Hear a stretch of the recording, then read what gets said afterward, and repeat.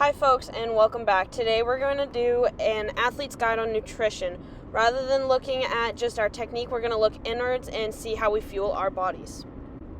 So vocabulary, what is an athlete? An athlete is a person who is proficient in sports and or other forms of physical exercise.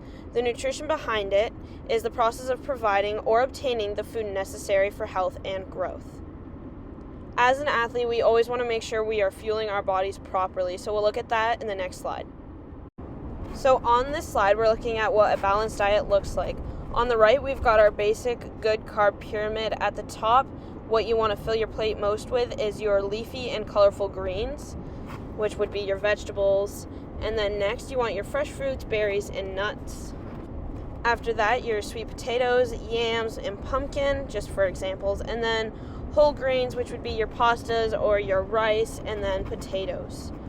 So if you look to the left, we've got a list of different things that will help fuel you for your next competition or sporting exercise. First, you've got carbohydrates, which will give you the proper and necessary energy. You also have proteins, which are great for recovery and muscle building. After that, you've got fats, which are another good source of energy and great for active body signaling. After that, we've got water and fluids, which is always we want to hydrate. Hydrate or dehydrate, I always say. And then lastly, we want to make sure we get the proper vitamins and minerals for our body to function. Next, if we're looking at the plate, we want to ask what should it look like. So a good portion of your plate should be 55 to 65% carbohydrates. Now, example of those would be quinoa, oats, sweet potatoes, kidney beans, chickpeas. Next, you want approximately 1.5 grams of protein. Now, that can come from eggs, almonds, chicken breast, oats, cottage cheese, or milk, for example.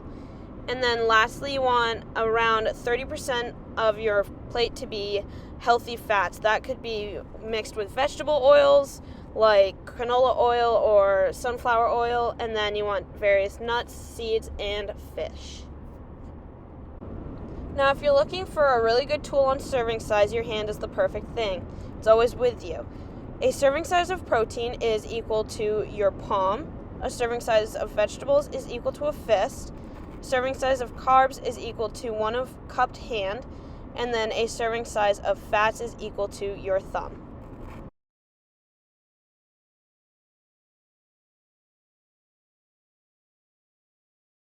So if we're taking a look at our caloric intake, on average, a female needs to consume around 2,000 calories and a male needs to consume around 2,500 calories. For active individuals, it's going to be different. It's going to be dependent on your basal metabolic rate, your age, and your physical activity output. So we're going to get a little bit more scientific here. We're looking at our basal metabolic rate. The basal metabolic rate is the amount of calories you need to survive, so the bare minimum. That is calculated by your weight in pounds multiplied by 24, and then the sum of that is divided by 2.2.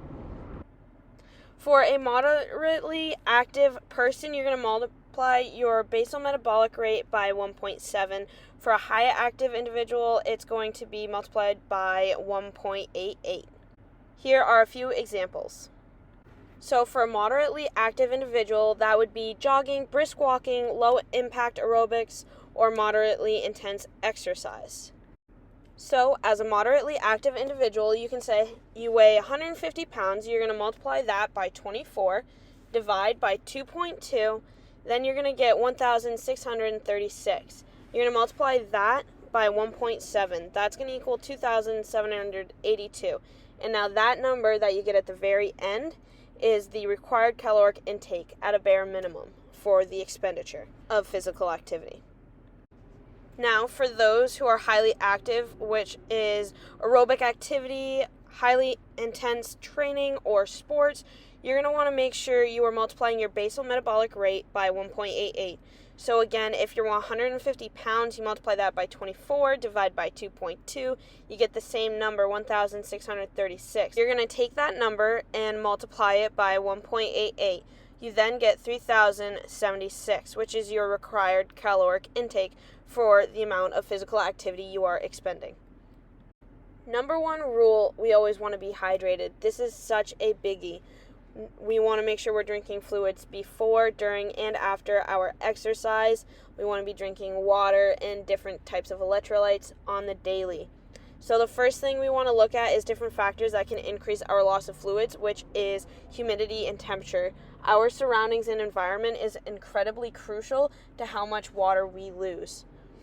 Next, we want to make sure we are taking in electrolytes, which could be Gatorade, Body Armor, or Pedialyte, which will help for fluid retention throughout the body. On average, a male should consume around 15.5 cups or 3.7 liters of water per day. And then for the average female, it should be about 11.5 cups or 2.7 liters of water per day. And then again, you may need to increase your fluid intake depending on physical activity output.